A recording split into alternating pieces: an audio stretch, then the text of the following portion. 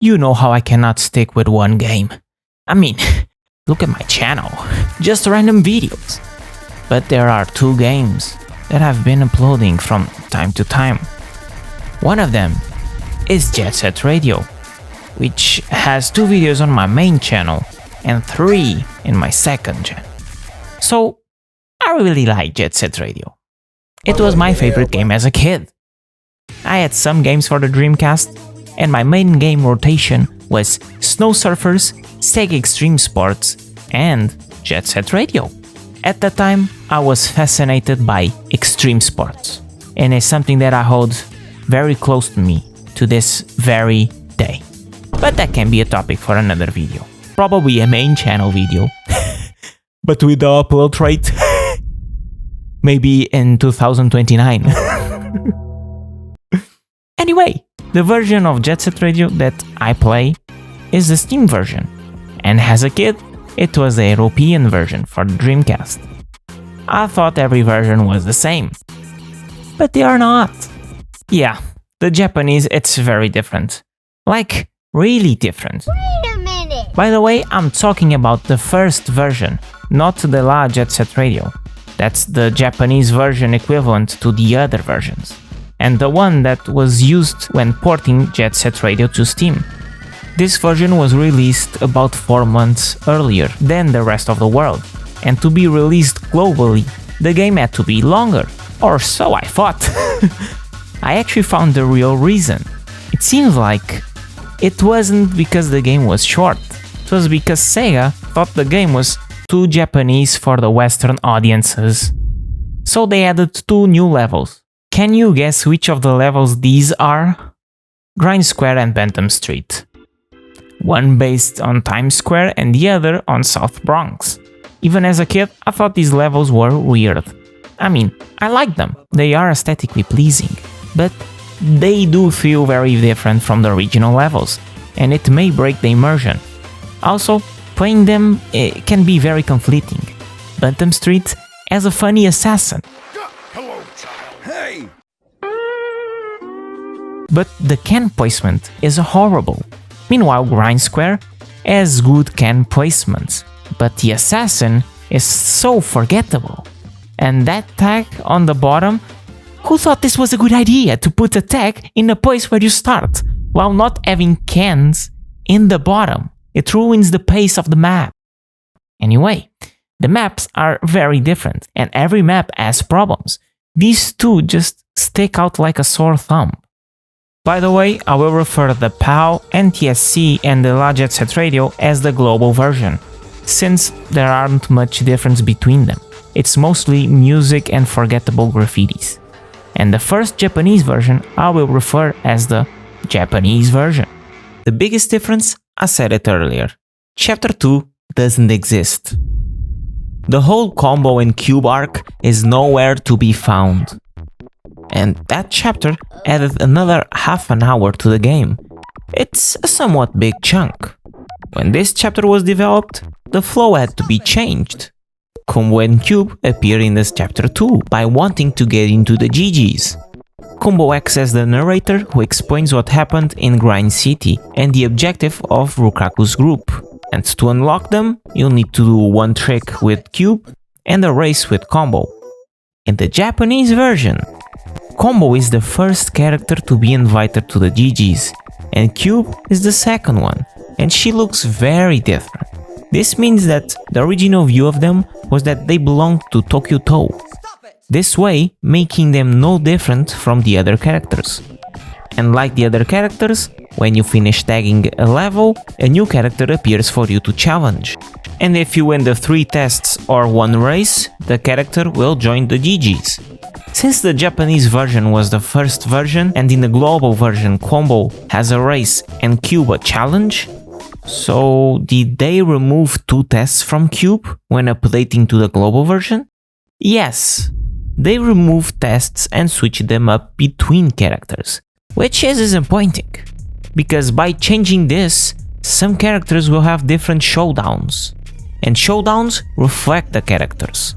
Cube is a goth girl, so she doesn't feel like Bantam Street. Too much light for goths, okay? And guess what? In the Japanese version, she belongs to Benten Cho. Only understood this while playing this version. The characters have a style, which is complemented by the area they belong to. And now, this made more sense. This happened with Combo. He's originally from Shibuya-cho, which feels similar to Bantam Street, so props for that, because they have a similar vibe. But Miu is in Benten-cho, meanwhile in the Japanese version, she's in Kugane-cho, which I think complements her style much better. So are the showdowns from the Japanese version different from the global version? Yes. Gum and Tab remain unchanged. Japanese Combo and Global Piranha are the same. The first test is jumping from grind to grind when going down on the right side of Shibuya-cho split highway. The second test is doing graffitis in half pipes. And the third test is jumping from the top of the burst terminal at one end to another until you get to the building. In the global version, this second test should have been shown earlier, because on Love Trap there's some optional graffitis on half pipes, which you might want to do them, and for a first timer the half pipe mechanic feels kinda weird. So having it in the beginning can be really helpful, because it's showing a mechanic that might come handy. For Cube, they grabbed her challenges and gave them to Miu in the global version. The first test was to jump from the bridge to the train, the second was to grind from the top of the tower to the bottom in Chinatown, and the third is to jump from the ramp to the cable and grind to the train line. Garam remains the same, Yo-Yo still the same. Miu, however, her challenges were removed. The first test was doing graffitis in half pipes in the sewers.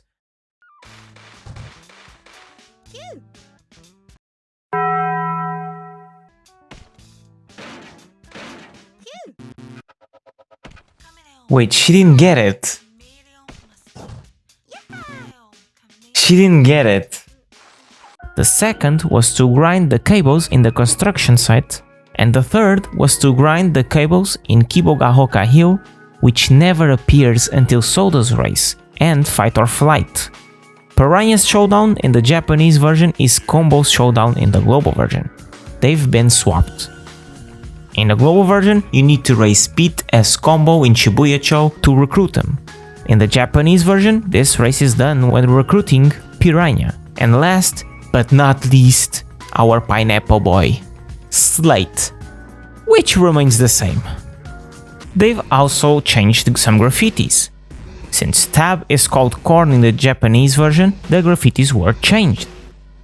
The same happened for Miu, because she's called Bass in the Japanese, and Piranha, which is called Sugar. The same happened also to our large tag. Beat's graffitis were also changed, and then some graffitis that are available in the global version but not in the Japanese one. There's one difference on this version that is actually way better than the others. The biggest difference is in the boss battles. Might be asking, Jet Set Radio has boss battles? They are very atypical, but I still consider them boss battles. In these missions, you have to tag the backs of the 3 members of the rival team to win. Each member requires 10 cans to complete the tag. Pretty simple, right? For new players, it can be somewhat difficult. The problem is, if you're used to the controls, these missions are the easiest ones, and they shouldn't be this easy. Because after these ones come the Rukaku tagging levels, and that takes a giant leap in difficulty comparing to the first levels. Fuck, this is gonna suck.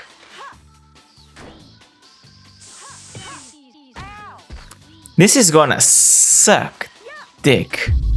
To become prepared for these levels, the boss battles should be harder. They should be a test to see if you know how to control your character. This is what the Japanese version does right. But first, how do they work in the other versions? When the mission starts, the rival team will stay still until you get close to them. Each of the NPCs has his own pattern, but all of them have the same checkpoints. When they reach these checkpoints and you aren't close, they'll just wait for you. So what does someone who's used to play the game do? Firstly, you should get 30 cans, because they aren't going anywhere. Secondly, you should approach from their backs as fast as you can. Since they have to accelerate, you can get some free tags on one of them. After that, try to tag the rest, and when they arrive to the checkpoint, repeat the second step. Pretty simple. The Japanese version just does one part different. They never wait for you.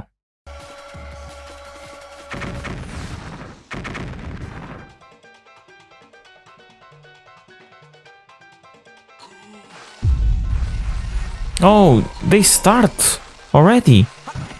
I didn't thought they would start so fast. The level starts and they're jumping like crazy. They still have the checkpoints, but they never stop. This version is way better in my opinion, it spices things up. But I get why they thought having those checkpoints where they wait for you were a good thing. Because it can be overwhelming having these guys jumping all over the place. Still, I think it just makes it too easy. Oh, and the last of these types of levels is against the brainwashed Poison Jam. And I gotta say, they are very hard. I just got lucky that their pathfinding bugged. Okay, cool, one fall down.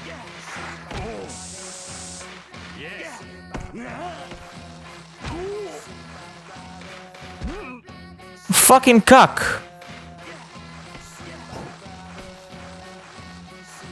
What?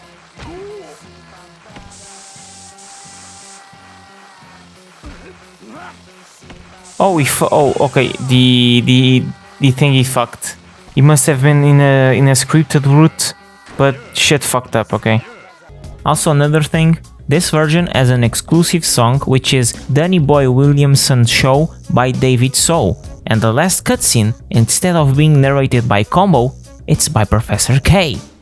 To conclude this video, this version is without a doubt very interesting. For someone who had played only the European version, this was a breath of fresh air. It kinda reminds me of the Resident Evil 2 situation at the time, where they implemented a new difficulty because the game was too hard for Western audiences. Game journalist moment. In Jet Set Radio is the same, 2 more levels because it was too Japanese and somewhat dumbed down because of the pain in the ass that rival tagging and races might become. Still, I would rather that the global version continue with the 2 extra levels, but also continue to have the difficulty in the Japanese one. But anyways, I hope you enjoyed the video, and thanks for watching. Bye bye.